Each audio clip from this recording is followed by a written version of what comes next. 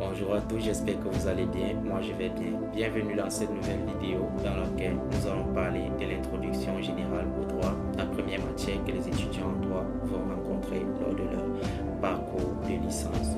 Alors, aujourd'hui nous allons redéfinir ce que c'est que le droit en distinguant le droit objectif du droit subjectif. Qu'est-ce que le droit objectif?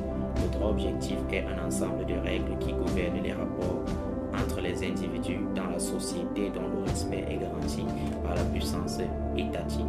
Qu'est-ce que le droit subjectif? Le droit subjectif est un ensemble de prérogatives reconnues à la personne.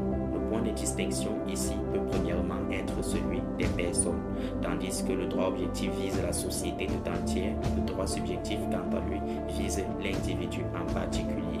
Le droit objectif aura donc pour finalité de réguler les relations entre les individus d'une société en général, tandis que le droit subjectif aura pour finalité de faire reconnaître ou bien de faire rétablir les droits d'un individu indexé en particulier.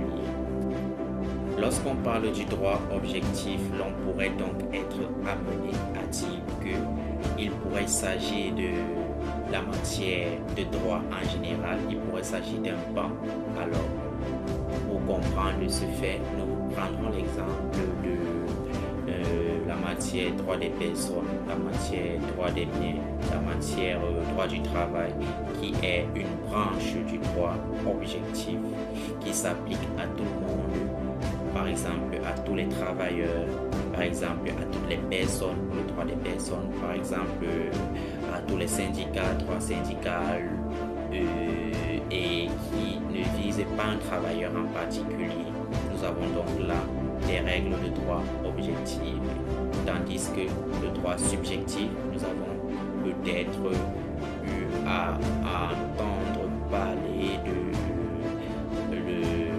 la réparation des dommages, la réparation des préjudices, la réparation de telle ou de telle chose. Alors, l'on répare un préjudice causé à une personne en particulier.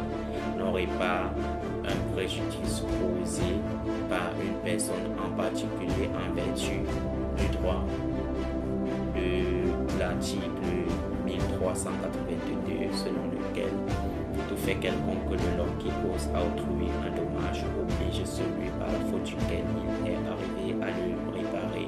Beaucoup de juristes connaissent cette règle de droit, alors c'est juste pour montrer que la réparation du préjudice dépendra de l'existence préalable d'une règle de droit objective.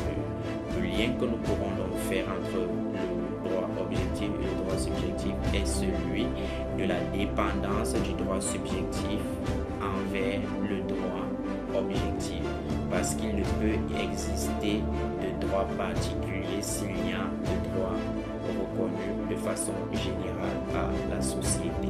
C'est parce que ce droit est reconnu à tous les individus de la société qu'un individu particulier de la société pourra en exiger le respect ou pourra s'en prévaloir pour obtenir réparation d'une violation dont il a fait l'objet.